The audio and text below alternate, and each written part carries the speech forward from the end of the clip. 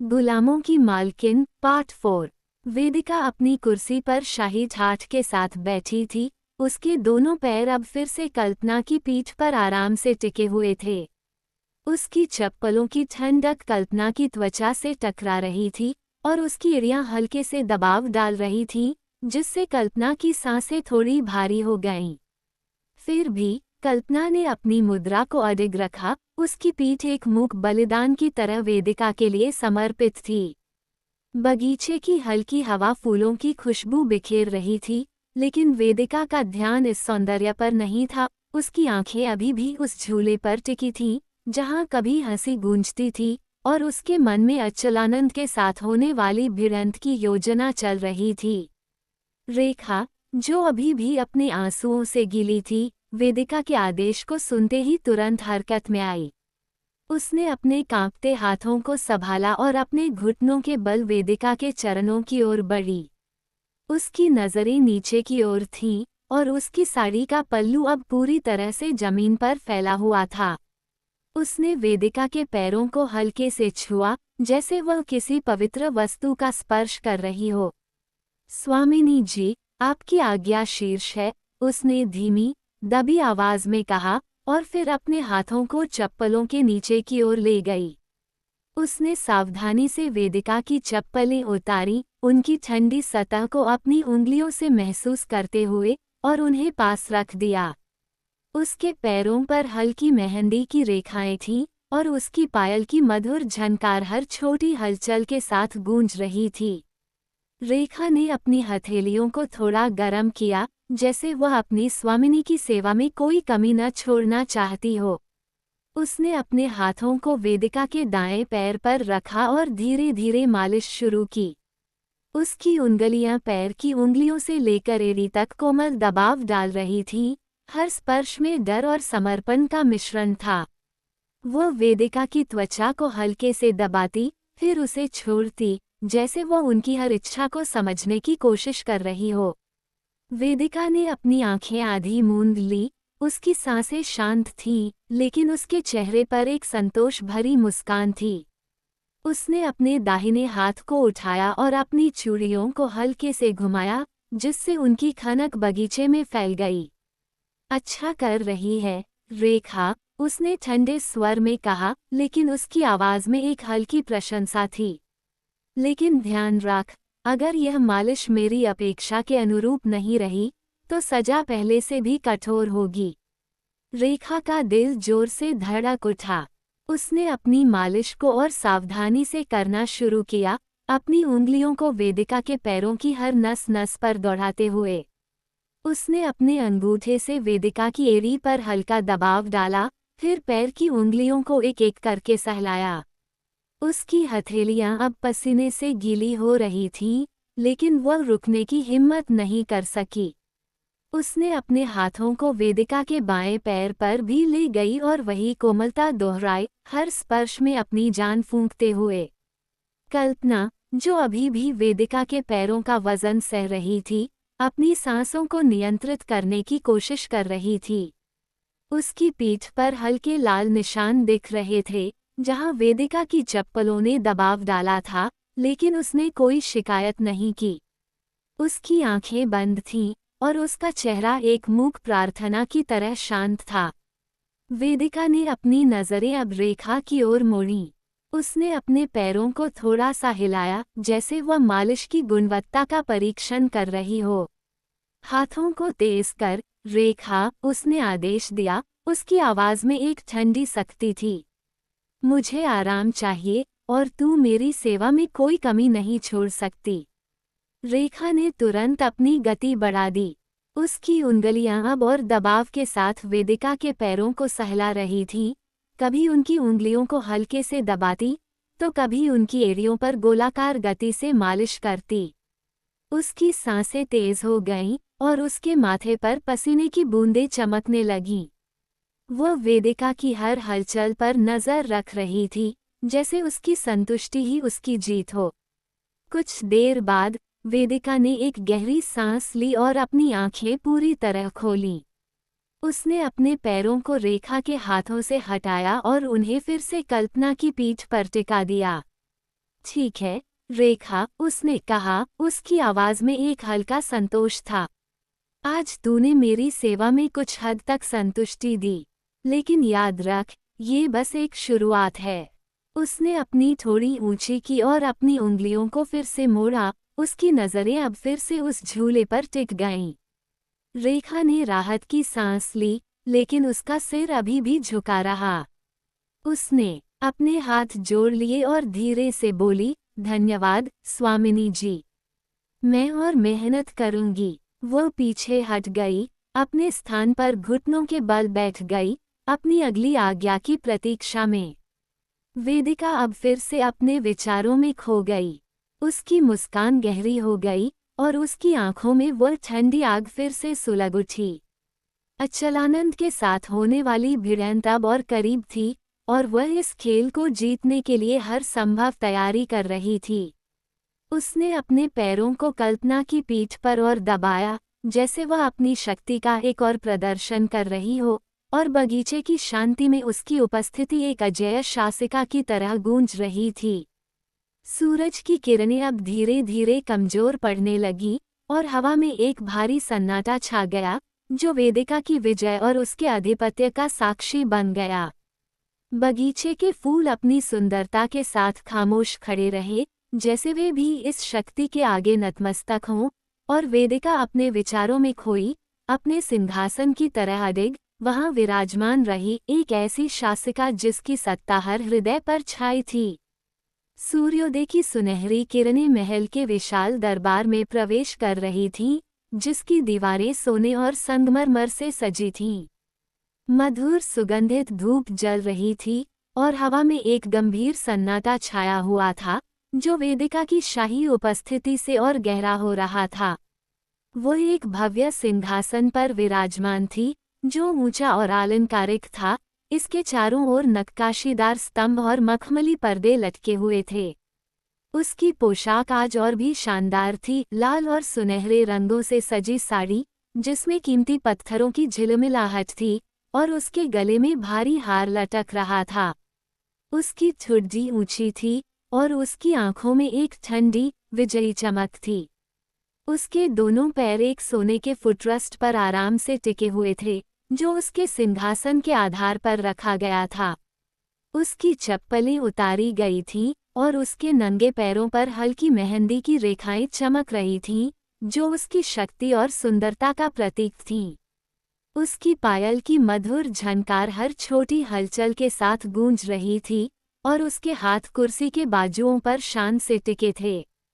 उसके सामने एक लंबा गलियारा फैला था, जहां उसके सेवक और दास खड़े थे। उनकी नजरें नीचे की ओर थीं, जैसे वे उसकी महिमा के सामने नतमस्तक हों। दरवाजे से हल्की आहट हुई। रघुनंदन तेज कदमों से अंदर प्रवेश किया, और उसके पीछे अचालानंद था, जो अब एक गुलाम की तरह जकड़ों में था।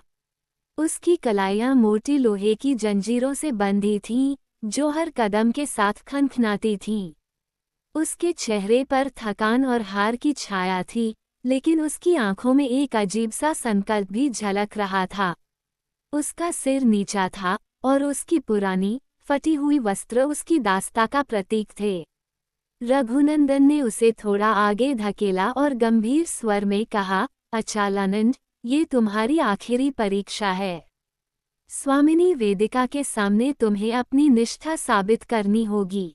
जो मैं कहूँगा, वही करना। अचालानंद ने धीरे से सिर हिलाया, जैसे वह अपनी नियति को स्वीकार कर चुका हो। रघुनंदन ने आगे कहा, सबसे पहले तुम्हें उनके चरणों में सिर झुकाना होगा। फिर उनके पवित्र चरणों को चूमना होगा, और एक प्रार्थना करनी होगी जिसमें तुम वेदिका को अपना ईश्वर घोषित करो। एक शब्द भी गलत हुआ, और सजा मौत से भी भयानक होगी। समझे? अचालानंद ने चुपचाप सिर झुकाया। रघुनंदन ने उसे वेदिका के सिंहासन की ओर ले गया, और वह धीरे धीरे उनके सामने पहुंचा। उसने अपने घुटनों को मोड़ा और जमीन पर लेट गया, अपनी जंजीरों को घसीटते हुए। उसका माथा वेदिका के पैरों से कुछ इंच ऊपर था, और उसकी सांसें तेज हो गईं। फिर उसने धीरे से अपना सिर वेदिका के दाएं पैर के पास रखा, जिससे उसकी जंजीरें हल्की खनखनाहट के साथ हिलीं। उसने अपनी सूखी, कांपती होठों को वेदिका के पैर की उंगलियों पर रखा और एक एक करके उनके पैरों को चूमा, सबसे बड़ी उंगली से शुरू करके एड़ी तक। हर चुंबन में एक मजबूरी और डर झलक रहा था। इसके बाद उसने अपनी आंखें बंद की और एक कमजोर लेकिन स्पष्ट आवाज में प्रार्थना शुरू की। हे वेदिका, आप मेरी शक्ति, मेरा ईश्वर हैं। आपकी कृपा से मेरा जीवन है और आपकी आज्ञा मेरी नियति है। मैं आपकी सेवा में अपने प्राण अर्पित करता हूँ और आपकी महिमा को स्वीकार करता हूँ। मेरे हर कदम पर आपकी छत्र छाया हो और मैं आपके चरणों में हमेशा नतमस्तक रहूं।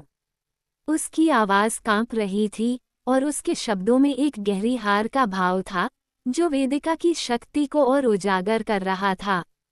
वेदिका ने इस दृश्य को शांतिपूर्वक देखा। उसकी आंखें आधी मूंद थीं और उसके होठों पर एक ठंडी, संतोष भरी मुस्कान थी। उसने अपने पैरों को थोड़ा सा हिलाया, जिससे अचालानंद का सिर हल्का सा झुका और उसकी जंजीरें फिर से खनकीं। उसने अपनी ठुड्डी ऊंची की और धीरे से कहा, अच्छा अचालानंद, तूने सीख लिया है कि मेरी शक्ति से टकराना क्या होता है।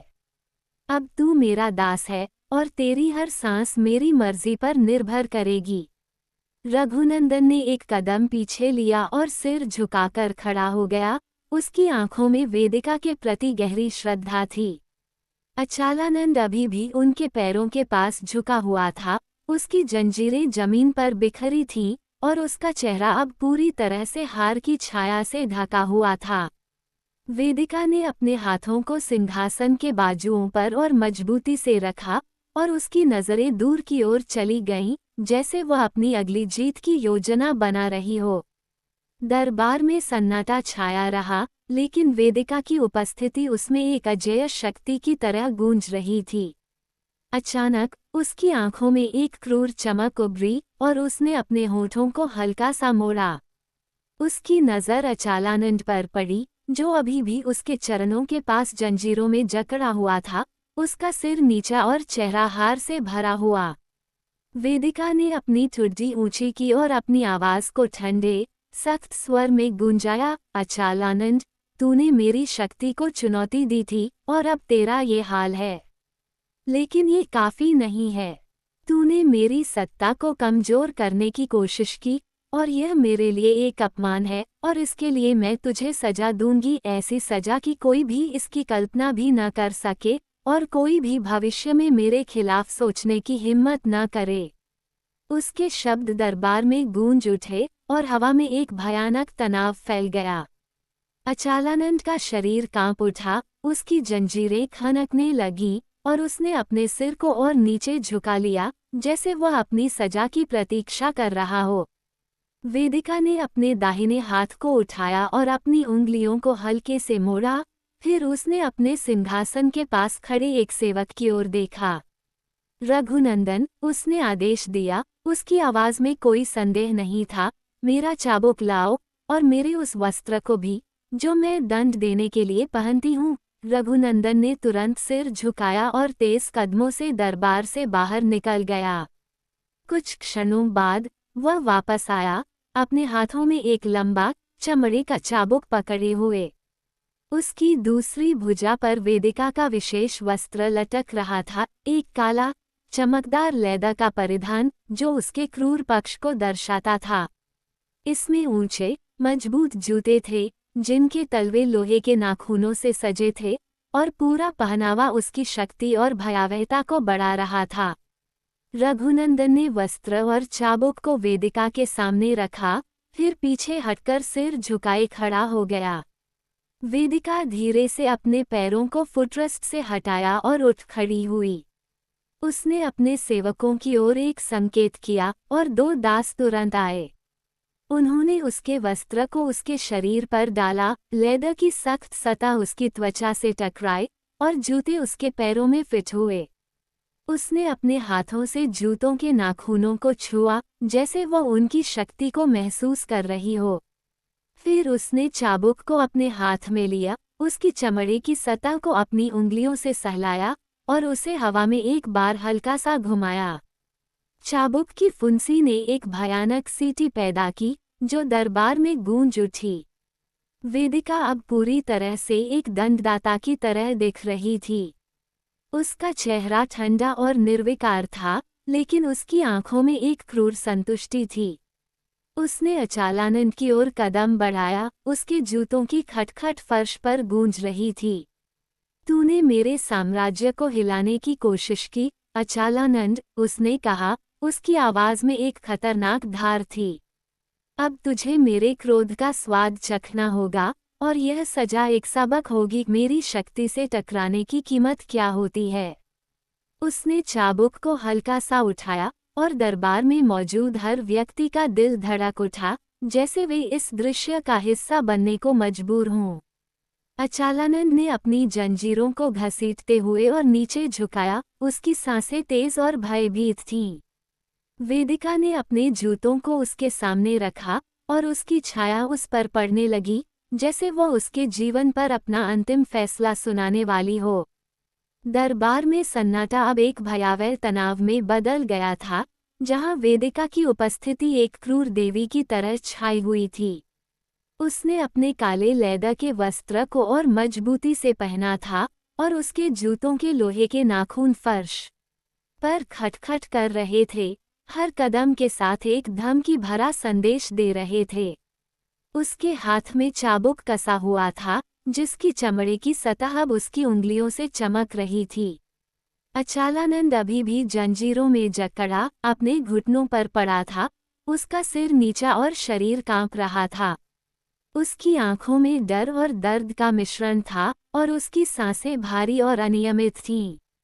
वेदिका ने अपने चाबुक को हवा में एक जोरदार झटका दिया, जिससे एक तेज सीटी गूंजी और फिर उसने अचालानंद की पीठ पर पहला प्रहार किया। धप की आवाज दरबार में गूंज उठी, और अचालानंद का शरीर एक झटके के साथ आगे बढ़ गया।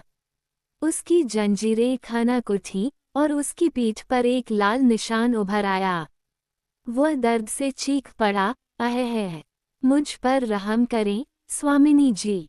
उसकी आवाज में दर्द और वेदना की लंबी तारें थीं, जो दरबार की दीवारों से टकराकर वापस लौट रही थीं। लेकिन वेदिका का क्रोध थमा नहीं। उसने चाबुक को फिर उठाया और दूसरा प्रहार मारा, इस बार और जोर से। धप धप की दोहरी आवाज के साथ अचालानंद की पीठ पर और निशान पड़ गए, और उसका रोना अब और पीड़ादायक हो गया। नहीं, मुझे माफ कर दें, स्वामिनी जी। उसकी चीखें लंबी और दर्द से भरी थीं, उसकी सांसें रुक रुक कर आ रही थीं, और उसके आंसुओं ने फर्श को गीला कर दिया। उसकी जंजीरें अब हर रोने के साथ खनखना रही थीं, जैसे वे भी उसकी पीड़ा का हिस्सा हों। वेदिका ने चाबुक को नीचे रखा और अपने जूतों की ओर देखा। उसके चेहरे पर एक ठंडी, संतुष्ट मुस्कान थी। उसने अपने दाहिने पैर को उठाया और अचालानंद की पीठ पर मौजूद घावों पर धीरे से रखा। लोहे के नाखूनों ने उसके कटे हुए मांस में धंस गए, और अचालानंद का शरीर एक जोरदार झटके के साथ उछला। मुझ पर दया करें। उसकी चीख अब और भयानक हो गई, उसकी आवाज फट गई, और उसका चेहरा दर्द से विकृत हो गया। उसकी आंखें बंद हो गईं, और उसके मुंह से लार टपकने लगी, लेकिन वेदिका ने कोई रहम नहीं दिखाया। उसने अपना दूसरा जूता भी उठाया और उसकी पीठ के दूसरे घाव पर रखा, नाखूनों को और गहराई से दबाते हुए। अचालानंद का रोना अब एक निरंतर, दर्द भरी कराह में बदल गया। हे भगवान, मुझे छोड़ दें, जो दरबार में गूंजता रहा। वेदिका ने अपने जूतों को हटाया और अचालानंद की ओर झुकी। उसने अपनी ठुड्डी ऊंची की और उसकी ओर एक घृणित नजर से देखा। तूने मेरी सत्ता को चुनौती दी, अचालानंद, और अब तेरा ये हाल है, उसने सख्त स्वर में डांटा। तेरी हिम्मत कैसे हुई मेरे साम्राज्य को हिलाने की? तू एक कीड़ा है, मेरे जूतों के नीचे की धूल से भी नीचा। उसकी आवाज में क्रोध और तिरस्कार था, और उसने अपने जूते को उसके चेहरे के पास लाया। अब तू मेरे जूतों को अपनी जीभ से साफ करेगा। ये तेरी सजा है, और हर दास को ये सबक याद रहेगा। अचालानंद का शरीर थरथरा उठा, उसकी आंखों में आंसुओं का सैलाब था। उसने कांपते हाथों से अपनी जंजीरों को घसीटा और धीरे धीरे अपने सिर को वेदिका के जूते की ओर बढ़ाया। उसकी जीभ कांप रही थी, लेकिन वेदिका के सख्त नजरों के सामने उसे मजबूरी में अपने जूते की सतह को छूना पड़ा। लोहे के नाखूनों की ठंडक और चमड़े की कठोरता उसके मुंह में महसूस हुई, और वह हर लहर से सिकुड़ रहा था। जल्दी कर, कीड़े, वेदिका ने डांटा, और उसने अपने जूते को और दबाया, जिससे अचालानंद की जीभ फिसल गई। उसकी कराहें अब कमजोर हो गईं, लेकिन वह वेदिका की आज्ञा का पालन करने को मजबूर था। वेदिका ने अपने जूते को हटाया और उसे देखा, उसकी आंखों में एक क्रूर संतुष्टि थी। उद्धरण चिन्ह। उसने अपनी ठुड्डी ऊंची की और ठंडे, सख्त स्वर में फिर आदेश दिया, अचालानंद, मेरे जूतों को अपनी जीभ से अच्छे से साफ कर। उसकी आवाज में कोई दया नहीं थी, सिर्फ एक क्रूर निश्चय। अचालानंद का शरीर कांप उठा।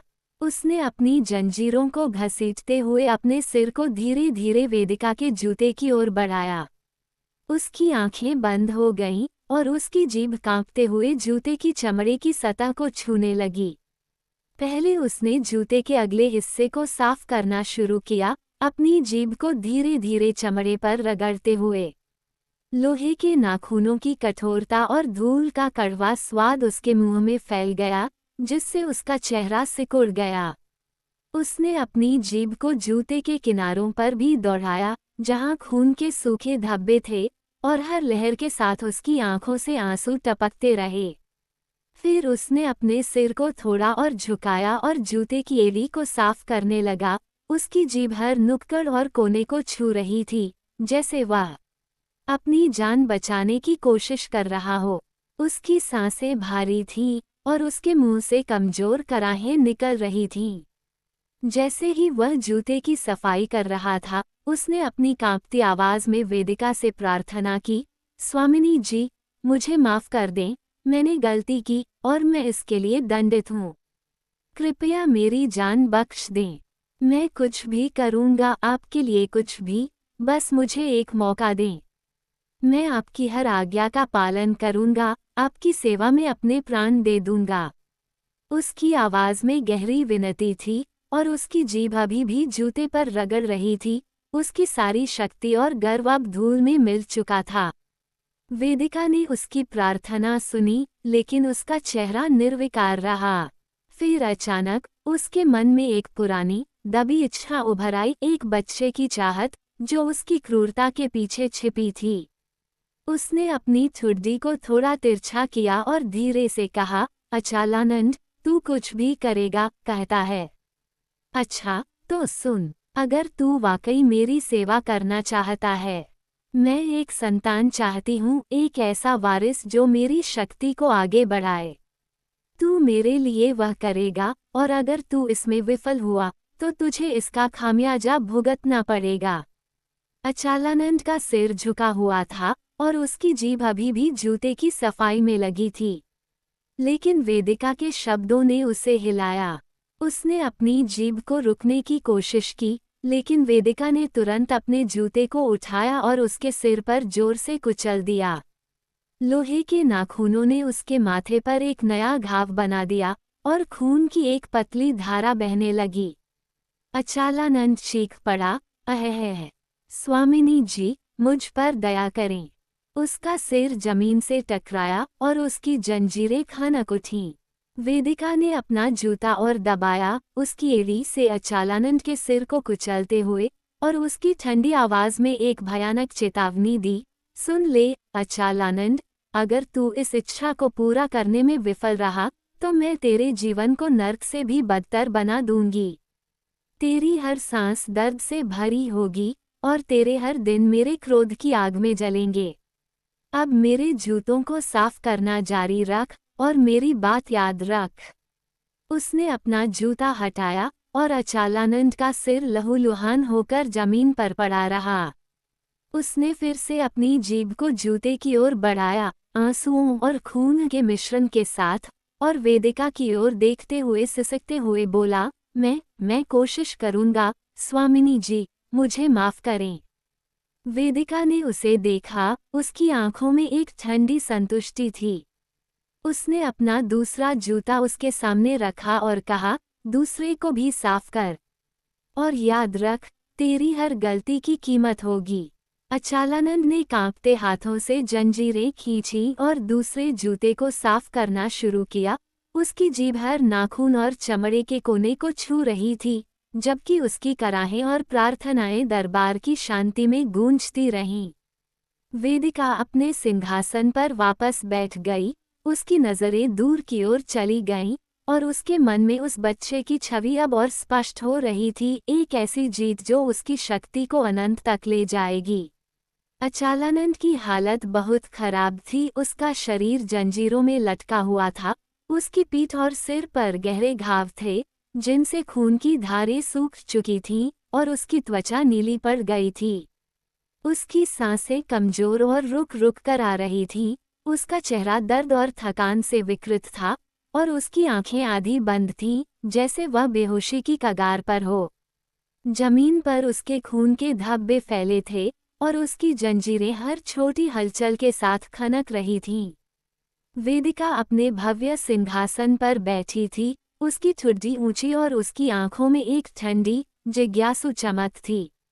उसने अपने लेदर के वस्त्र को और कसा हुआ था, और उसके जूतों के लोहे के नाखून चमक रहे थे। उसने अपने दाहिने हाथ को सिंहासन के बाजू पर रखा और धीरे से बोली, अचालानंद, तू इस हालत में पड़ा है, और फिर भी मेरी इच्छा अधूरी है।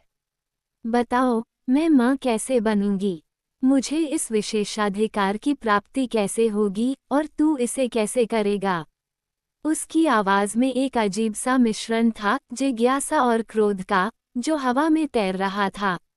अचालानंद ने अपनी कमजोर सांसों के बीच जोर लगाकर सिर उठाया। उसकी जीभ सूखी थी, और उसकी आवाज फटी हुई थी जब उसने कहा, स्वामिनी जी, मुझे इसमें बहुत अनुभव है। मैंने कई लोगों के लिए ये किया है, मैं जानता हूँ कि इसे कैसे करना है। उसने अपने हाथों को जंजीरों में हिलाया, जैसे वह अपनी बात को साबित करने की कोशिश कर रहा हो, लेकिन उसकी आंखों में डर साफ झलक रहा था। वेदिका की भौहें तन गईं, और उसके चेहरे पर क्रोध की लहर दौड़ गई। उसकी आंखें आग की तरह चमक उठीं, और उसने अपने हाथ को जोर से सिंहासन पर मारा। क्या कहा तूने? उसने गरजते हुए कहा, तेरे पास इतना अनुभव है, और फिर भी तू मेरे पास पहले क्यों नहीं आया? अगर तू इतना सक्षम था, तो मेरी इच्छा को इतने दिनों तक अधूरा क्यों छोड़ा? तूने मेरी सत्ता का अपमान किया है, अचालानंद, और यह बर्दाश्त नहीं होगा। उसकी आवाज दरबार में गूंज उठी, और हर सेवक का सिर और नीचा हो गया। वेदिका तुरंत अपने सिंहासन से उठी। उसने अपने जूतों को जोर से फर्श पर पटका, और लोहे के नाखूनों की खटखट ने दरबार को हिला दिया। उसने अचालानंद की ओर कदम बढ़ाया और बिना देर किए अपने दाहिने जूते को उसके घावों पर रखा।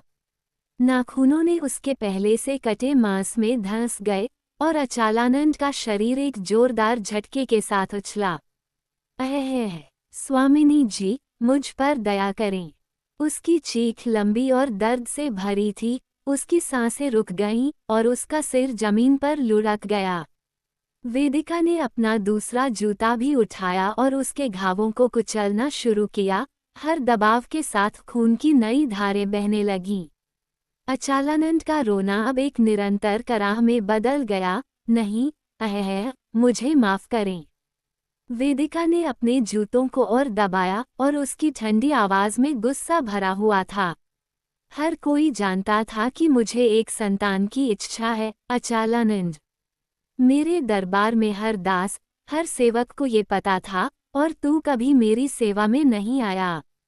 तूने मेरे सामने अपने अनुभव को छिपाया, तूने मेरी शक्ति को ठेस पहुंचाई, कैसे हिम्मत की तूने?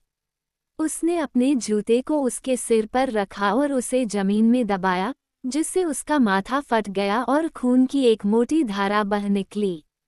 अचालानंद की चीखें अब कमजोर पड़ गईं, लेकिन वह अभी भी सिसक रहा था। मैं गलत था, स्वामिनी जी, मुझे माफ करें। कुछ देर तक वेदिका ने उसे यातना दी, फिर धीरे धीरे अपने जूतों को हटाया। उसने अपने वस्त्र को सीधा किया और अपने सिंहासन पर वापस बैठ गई। उसकी मुद्रा अब भी शाही और अडिग थी। उसने अपने हाथों को बाजुओं पर रखा और अचालानंद की ओर एक ठंडी नजर डाली, जो अब जमीन पर पड़ा कराह रहा था। सुन ले, अचालानंद, उसने कहा, उसकी आवाज में एक खतरनाक चेतावनी थी। अगर तू मेरी इस इच्छा को पूरा कर देता है, मुझे एक संतान देता है, तो मैं तुझे माफ कर दूंगी। लेकिन अगर तू इसमें विफल हुआ, तो तेरे जीवन को नर्क से भी बदतर बना दूंगी। तेरे हर दिन दर्द और यातना से भरे होंगे, और तेरी हर सांस मेरे क्रोध की गवाह होगी। अब उठ और मेरी आज्ञा का पालन शुरू कर। अचालानंद ने अपनी अंतिम शक्ति जुटाई और धीरे धीरे अपने घुटनों पर आने की कोशिश की। उसका सिर लहूलुहान था और उसकी जंजीरें खून से सनी थीं। उसने कमजोर स्वर में कहा, मैं कोशिश करूंगा, स्वामिनी जी, आपकी इच्छा पूरी होगी।